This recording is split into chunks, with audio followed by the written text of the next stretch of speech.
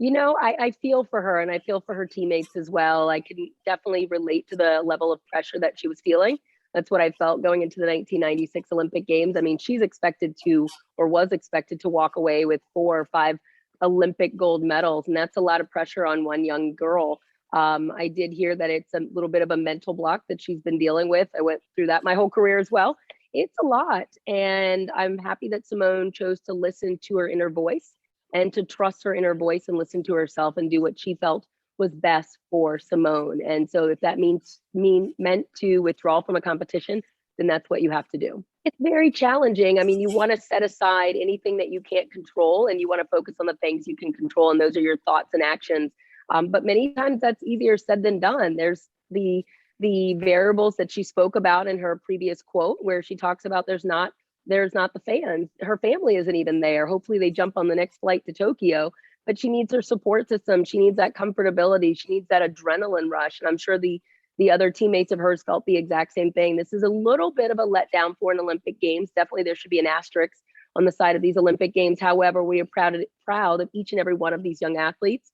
They earned an Olympic silver medal in the team competition. And hopefully if Simone is up for it and she's capable mentally, physically, emotionally to get back there for all around finals, we'll be there to cheer her on. There was conflicting reports and Team USA Gymnastics actually put out a statement saying that she was injured.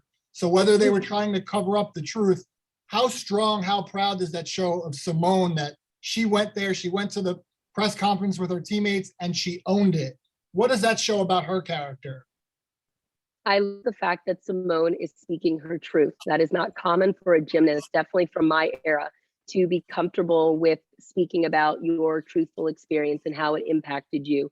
This young generation of athletes, they are trusting their inner voice and they're speaking out and they're saying, I am unhealthy or I'm feeling unhealthy or this environment is unhealthy for me. And they're making decisions based off of their overall long-term health. And I think that is the wisest thing that this young 24-year-old could do.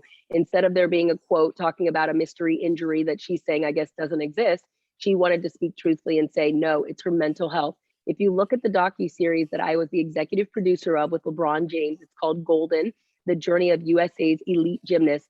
There is far too much anxiety, fear, intimidation, and pressure that these young girls are facing each and every day. And it takes a toll on them. And this is what happens. Every time you turn the TV on, they're calling her the GOAT. They're calling her the greatest ever. And then to have to go perform for your country. She's the face of the Olympics.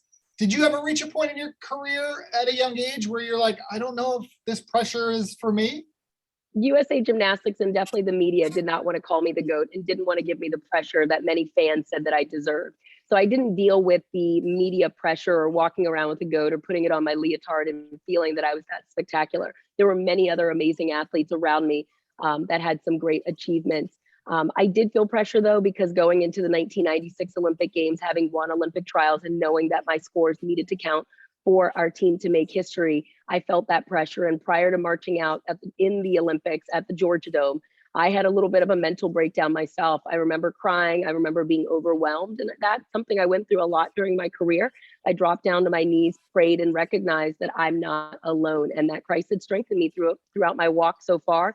He wasn't going to disappoint and let me down. And so I remember when I stood up, I felt a sense of calm. You're right there in your own academy and you started super young in the sport and these girls start super young. How much of a thing is this, especially in gymnastics where these girls are children when they're becoming professional athletes? Well, I actually started the Dominique Dawes Gymnastics and Ninja Academy here in Maryland to counter the culture of the sport of gymnastics and what I went through for 18 years. As a mother of 4 young kids, I vowed even before having kids that I did not want to A, put my children in the sport of gymnastics, and B, I did not want them to go through the level of intensity and the unhealthy culture that I went through. So that's why I started my academy. It's about fun. It's about building a healthy foundation. It's about developing happy, healthy kids. We want to eventually compete. We're not there yet, but we start from preschoolers to recreational level and even ninja competitions. But it's really not about the level of intensity and pressure that I went through. It's about lifting up the self-esteem of every young kid that walks through our doors.